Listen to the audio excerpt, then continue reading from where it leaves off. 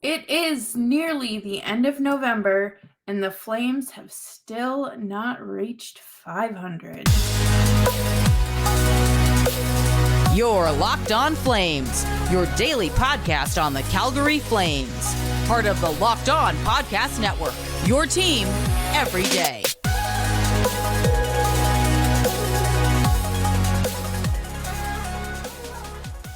Hello, everyone, and welcome to today's episode of Locked On Flames. As always, I am your host, Jess Belmosto, and thank you so much for joining me. Today's episode is brought to you by Sleeper. Download the Sleeper app and use promo code LOCKEDONNHL to get up to a $100 match on your first deposit. Terms and conditions apply. See Sleeper's terms of use for details.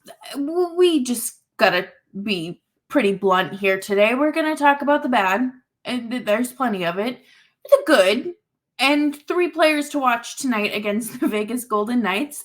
This is just a quintessential Calgary Flames hockey, I feel like, right now, and they don't know which direction they want to go. And it feels like as soon as they're getting somewhere, they just had to go elsewhere. And then they get back on, oh, let's go this way. So we have all that to talk about today. But make sure you're subscribed to Locked On Flames wherever you're getting your podcasts. And of course on YouTube as well. We're here for you 5 days a week. This Thanksgiving weekend, American Thanksgiving break time, I guess, was a good for many people, I would say. I ate well. I think the Flames ate well with the Colemans, and they kicked Dallas's butt. And that is great. That is all well and good. But let's rewind just a little bit. Playing back-to-backs on the road is very tough. Your first game, the day after Thanksgiving, you're getting your footing. You're full. You just, you had a few days off, a day or two off, and there was not much from the Flames in the first 40, I would say more so the first 30 minutes of that game. It was, again, quintessential Flames hockey where they are just showing flashes. There's no opportunity for them to build off of anything. This is something that has been happening this entire season, and it happened last year too. It's just something that is carried over, and it is so brutally painful to watch because they're, they dig themselves out of the hole a little bit and then they push themselves right back into it. On Friday night against Dallas, they scored to tie it up. Jason Robertson scored the second goal, and it was one that Markstrom had. It was a little weird, a little bit of a weird one, but I think the general consensus was play it a little bit better. You stop that.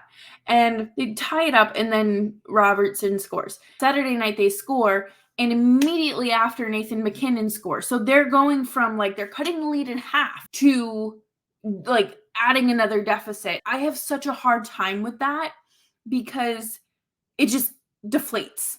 You lose something. And you know what I'm losing? My patience for Nikita Zadorov. This whole season, it starts with him kind of, getting everyone's coming in, getting their footing back, reacquainted with, your new D partners, whatever. And then he goes and requests a trade so publicly and becomes public enemy number 1 in Calgary. And his teammates not vibing.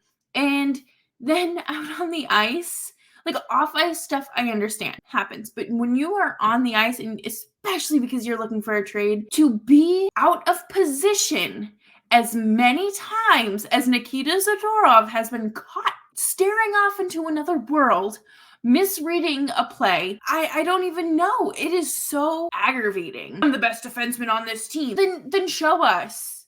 Show us and show the 31 other general managers that you supposedly want to sign with, that, or you want to be traded to, that you're worth it, that you are the best defenseman and you're better than a third pairing defenseman who isn't getting enough minutes. There is nothing. He has not done anything to build himself a strong case. He just hasn't. It feels lazy. Just like the Flames play through the neutral zone at times. I feel like it is sloppy. It is lazy. They are slow, and it is an ongoing issue that they need to figure it out. they have to start putting their foot down on the gas and actually going and not slamming on the brake as soon as like something good happens. As soon as they start to, have something to build off of, don't hit the brakes. Keep going. It's not bad. The power play, pretty bad. 0 for 7 in these last 2 games. Absolutely unacceptable. And they've been playing at an 8.3% through the month of November. It can get worse, though, I guess. The Washington Capitals do not have a single power play goal through the month of November, which is astonishing. And before we move on here, I do want to mention just one last tidbit.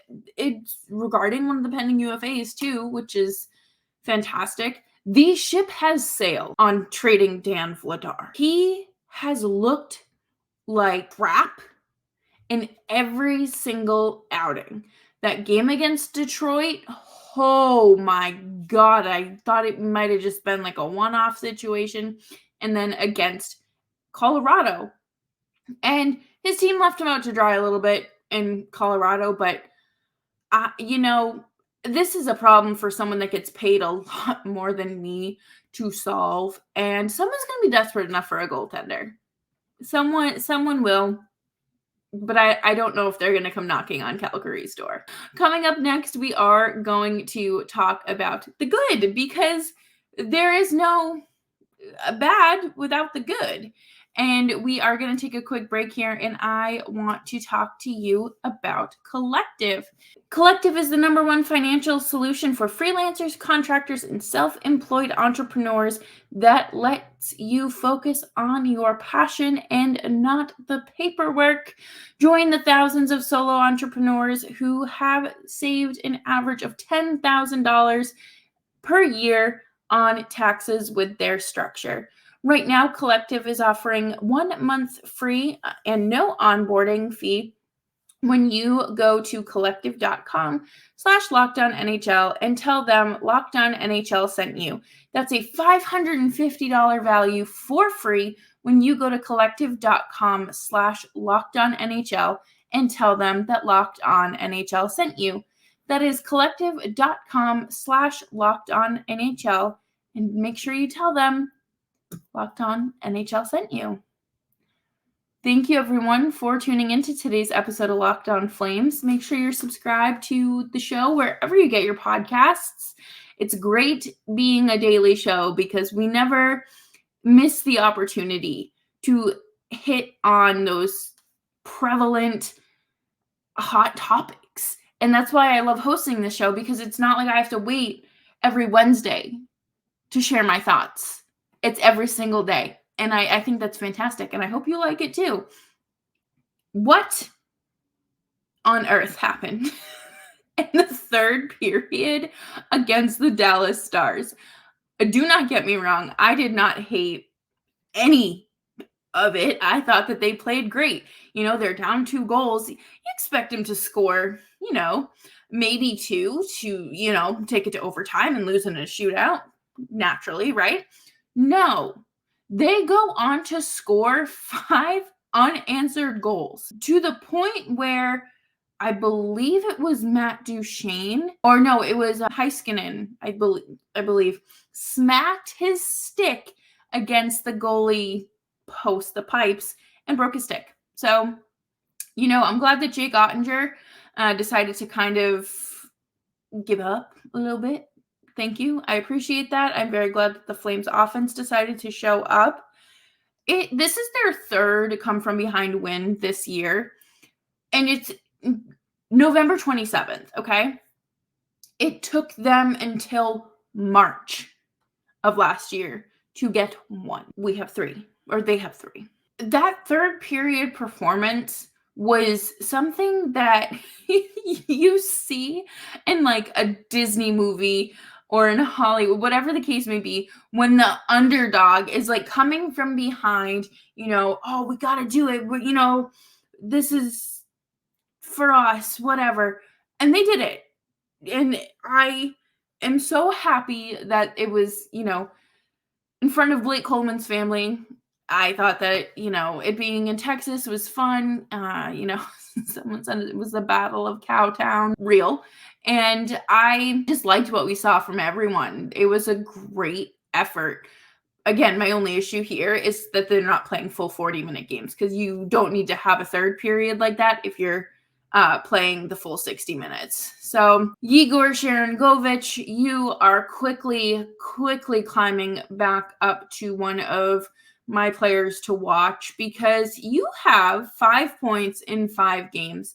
He is someone that I'm starting to really keep a better eye on, because he's built up enough chances, I would say, for me to pay attention. I watch everyone on the ice. I don't have a favorite or a least favorite. Like, he just catches my eye a lot more. And yes, he kind of faltered at the start of the season, getting acclimated to Calgary from the East Coast. Again, it's like Jonathan Huberdeau and Mackenzie Weegar, but to like a much lesser extent. I think that we have seen some sort of foundation to, what to build the play off of, and, what to expect from him. I really think that he can kind of be plugged wherever in the lineup. I don't want to see Mangiapane lose that top spot for now. I think that things are going really well the way that they are. I like what we're seeing from Greer and Sharangovich. We got to figure out what to do with Ruzicka and Dewar, because both of them have been very iffy this season, but that's another episode that we will definitely talk about. I love that we are seeing fun, energy, excitement, offense. I don't want to call it toughness, because I don't think that Pospisil is necessarily someone that, like, I want out there throwing shots and beating people up because of his severe concussion history. But Connor Zary and Martin Pospisil have been so engaged, and they've been up with the team for probably at least a month now at this point, I would say. And I like what we're seeing. There are still moments where you're like, right, this is still very new for you. You are finding yourself in this league. You are learning to make that transition from, the AHL to the NHL. And I feel like it hasn't been as rocky as some might have expected, or, it's sustained itself a little bit longer. I think that their contributions are great. Connor Zary has a lot of like intangibles that like I can't put my finger on, because when he was out of the lineup against Nashville, the glue, the popsicle sticks all fell.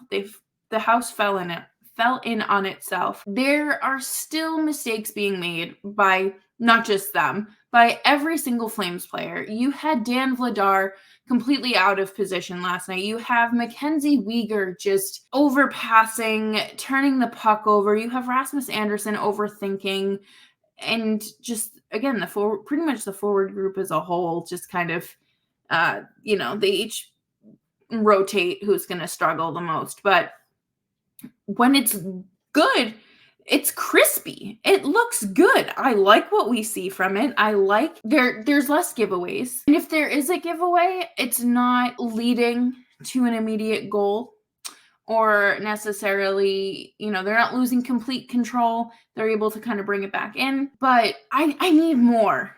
They need to do more. I don't just need more. They need to do more if they want to have a successful season. What successful looks like to them is their own definition, because they need to retool. They need to rebuild. Like, there's a road that we need to go down. That's not winning 7-4. We gotta maybe we have to start Vladar more. Maybe this power play is sucking. Maybe that's a good thing. I don't know. We're trying to find the silver linings wherever we can in Calgary. This is, again, quintessential Calgary Flames hockey. There is only so much any of us can do as fans, as content creators, as hockey fans in general. And, none of us are on the payroll. None of us are able to make these decisions. So someone has to. And that someone is not me. Coming up next, we are going to wrap up the show with my 3 players to watch in tonight's game against the Vegas Golden Knights. But before we do that, I do want to take a quick second here and talk to you about Sleeper. If you haven't already heard, Sleeper is our daily fantasy app here that we use at Locked On NHL. A new NHL season brings you all sorts of possibilities. Chris Tanev could score 50 goals. The Calgary Flames could lift the Stanley Cup. And you could win big by playing daily fantasy hockey on Sleeper, the official daily fantasy app of the Locked On NHL network.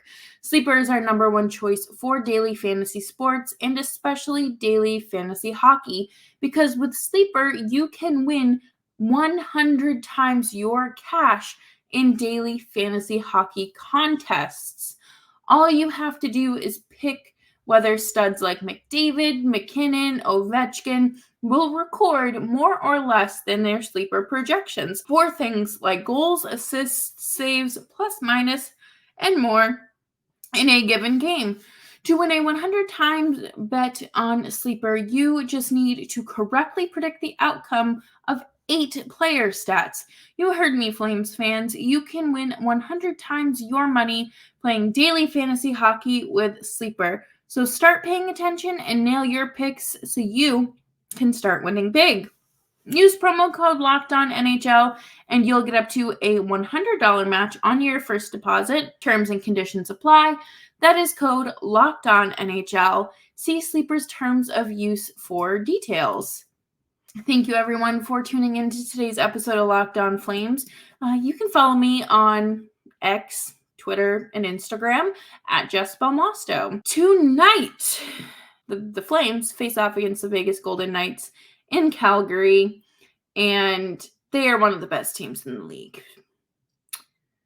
Not entirely sure any of us saw them doing that after their long postseason run to the Stanley Cup. And then, you have that shorter summer.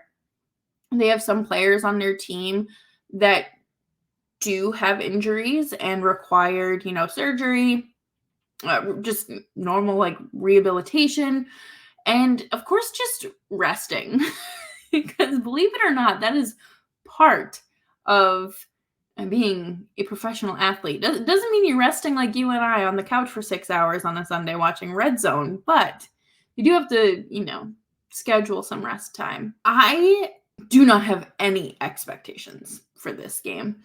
In fact, I would be shocked if anything goes well, because Vegas is just that team. I really think that because they have such, possibilities with their offense, because everyone up and down that lineup is capable of scoring. And they have really solid goaltending as well. But I do want to start with my players to watch here, because I do have Jack Eichel as my number 1 player to watch. He has been fantastic. I am so happy for him that he was able to get traded. I'm not happy that it's to the Western Conference and a division rival, but somewhere that would allow him to have the surgery that he wanted and for him to come back successfully. I think that's great. It sets a really big precedent for teams and more so the players when it comes to negotiating their next CBA, as well as standard player contracts and medical autonomy. He has 20 points in 21 games. I would say that that's pretty good. You can score. What's that like? And again, it's just great to see, because he missed basically 2 whole seasons because of this injury, and the recovery allowed him, to play the second half of the season, I believe, and then to come back and win a Stanley Cup, that's really poetic. It's it shows people that, stick through those hard times and ride it out, because you never know what that hard work is going to pay off and turn into. Jack Eichel is a player that is tough to play against. He is very good at faceoffs. He is a pest offensively. I mean, you don't earn 21 points or 20 points in 21 games simply by being, kind of like a hands-off player. And he's going to give the Flames problems. It's that simple. I have Adin Hill as my second player to watch. Haven't seen if he is starting yet, but based on my assumption, I would assume that Adin Hill is in net for the Vegas Golden Knights tonight. Adin Hill had an incredible postseason run that no one saw coming. It very much reminded me of Jordan Binnington back in 2019. And I'm happy for him. I do worry that Vegas might have put all their eggs in one basket with a contract extension, but so far, so good. He has a .932 save percentage, and he is second in the league with goals saved above expected with 9.4. Almost 10 goals. That's impressive. And for reference, Jacob Markstrom is sixth with 2.4 goals. So that's a solid difference, and that helps. It helps when you have a really good team in front of you. It helps. And I think that he has just blown expectations out of the water. I don't know if anyone, he kind of got thrown into things a little bit last year because he ended up losing Robin Leonard to injury. And then is it Logan Thompson? Is that the other goaltender's name? You lose him to injury, and Brossois, you lose him to injury. And then, Adin Hill's like, hey guys, I'm still employed here. And it's good to see those sort of situations work out again. I would feel much better about that if they were a division rival. But my final player to watch is a Calgary Flame, and that would be Andrew Mangiapane. He has 4 points in his last 5 games.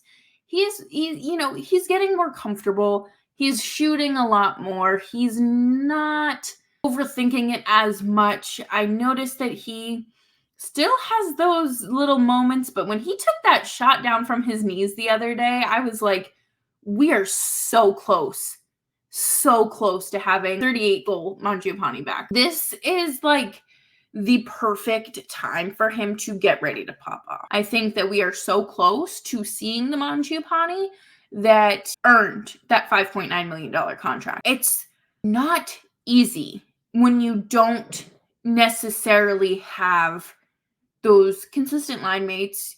You spent most of last season injured. You got to find your shot again. And getting acclimated to this new system and new way of things. It's not an excuse. He has to be better. He absolutely has to be better. And he is progressing in his game. Unlike his teammate, Dylan Dubé, who has showed significant regression, and the Flames just have to trade him for a bag of lint at this point. Mainly so they can get Matthew Coronado back up, because he's having like a goal per game, basically, every night with the Wranglers. Mangiapane is so close. He is getting the chance to reestablish his spot on that top line. He is comfortable with shooting, and that's what we need. If you don't shoot, you're not going to score. Stop overpassing and just shoot the puck. And that's all I have for today's lesson and Jess's hockey pep talk. Thank you so much for tuning into today's episode of Locked On Flames. As always, I'm your host, Jess Belmosto, and make sure you're subscribed wherever you get your podcasts, and of course on YouTube as well. My birthday is at the end of December, and I'm hoping, fingers crossed, that we can get as close to 500 subs as possible. A little over 100 to go, and hopefully we get there. But Thank you again for supporting the show. You can follow me on Twitter at Jess Belmosto. Find the show wherever you get your podcasts, and of course on YouTube. And Nick and I will be back either Tuesday or Wednesday as a duo, and I will be here on Tuesday to talk. We're going to analyze the game against the Vegas Golden Knights.